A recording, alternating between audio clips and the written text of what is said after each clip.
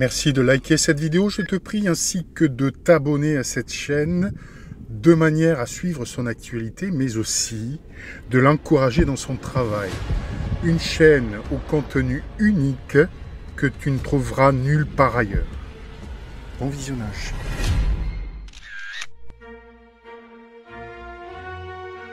Au point où nous en sommes, il nous reste une chose à considérer.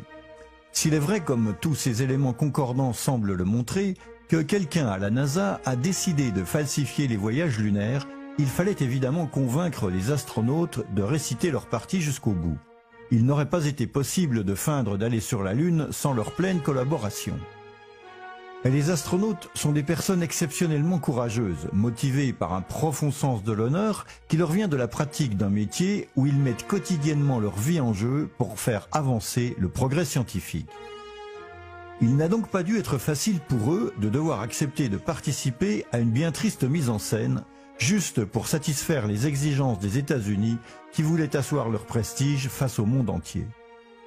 Voyons donc de plus près l'histoire des trois astronautes les plus importants et les plus connus de tous, Armstrong, Aldrin et Collins, c'est-à-dire l'équipage historique d'Apollo 11.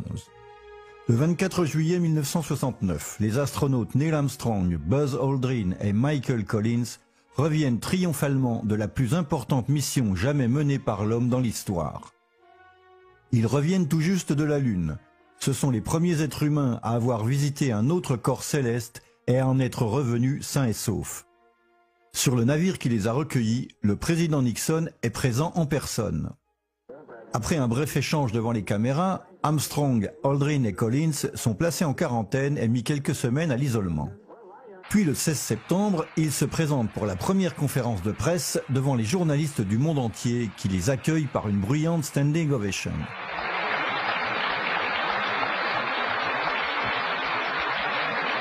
Tous s'attendent à voir trois héros pleins d'enthousiasme et de bonheur après la formidable mission menée à bien. Au lieu de cela, leurs visages paraissent tendus, sombres, presque soucieux. Ils ne semblent pas à l'aise et les moments d'embarras sont fréquents. Quand on leur demande quelle est pour eux la signification d'une mission qui a emmené l'homme sur un autre corps céleste, les trois astronautes ne semblent pas avoir un grand enthousiasme ni une grande envie de répondre. Many of us and many other people in many places have speculated on the meaning of this first landing on another body in space. Would each of you give us your estimate of what is the meaning of this to all of us?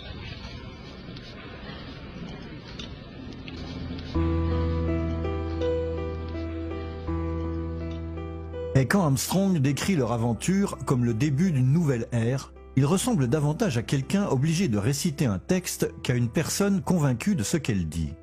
The entire program, it's a beginning of a new age.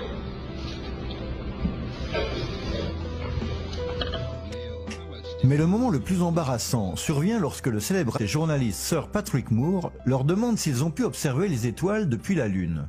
When you looked up at the sky, could you actually see the stars and the solar corona in spite of the glare? Mais aucun d'entre eux, étonnamment, ne se souvient avoir vu une seule étoile à l'œil nu. We were never able to see stars from the lunar surface or on the daylight side of the moon by eye without looking through the optics.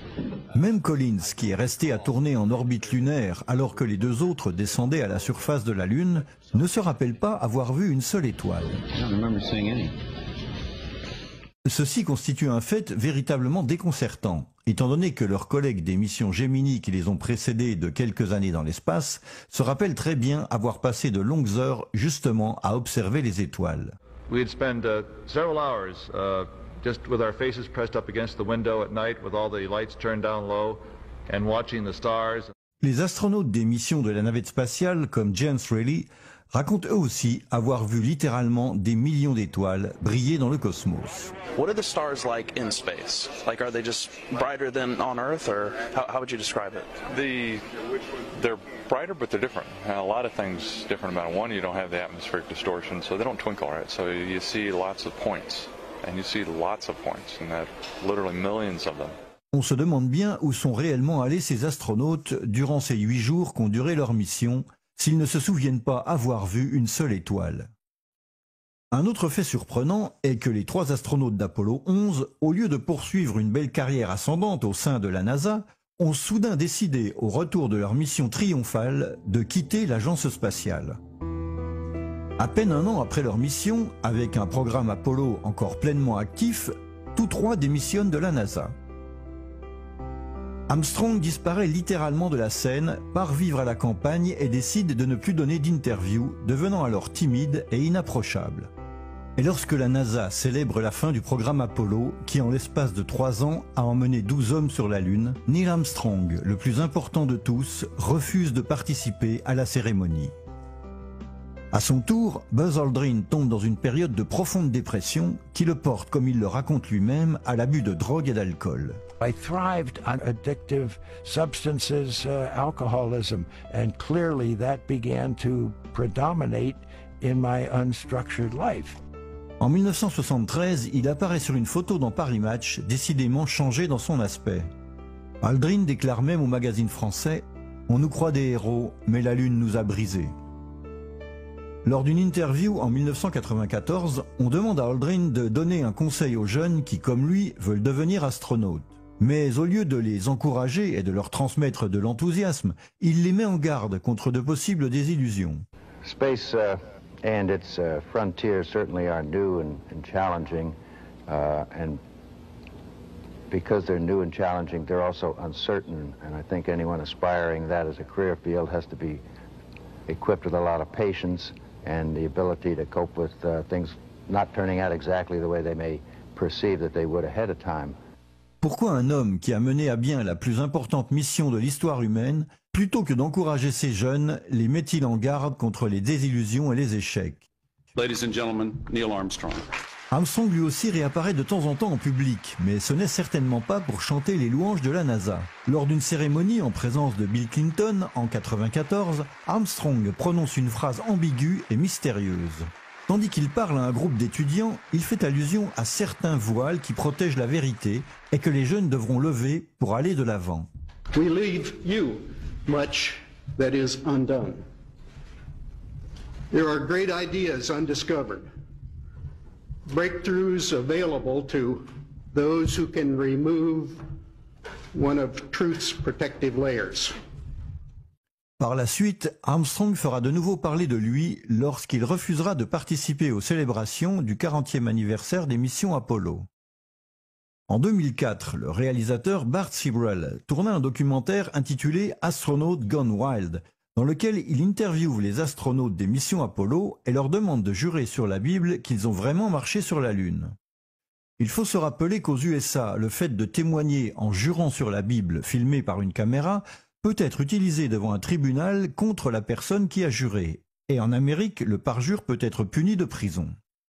Nous ne savons pas si c'est pour cette raison, mais il est curieux de voir que lorsqu'il s'aperçoit soudain de la présence de la caméra de Sibrel, Armstrong refuse de jurer sur la Bible. Wanted to give you the opportunity to swear on the Bible that you walked on the moon. Will you put your left hand on the Bible and swear to God that you walked on the moon? Gentlemen. Mr. Sibrel. Yes? If you really walked on the moon, why would you not do that? So why don't you just put the...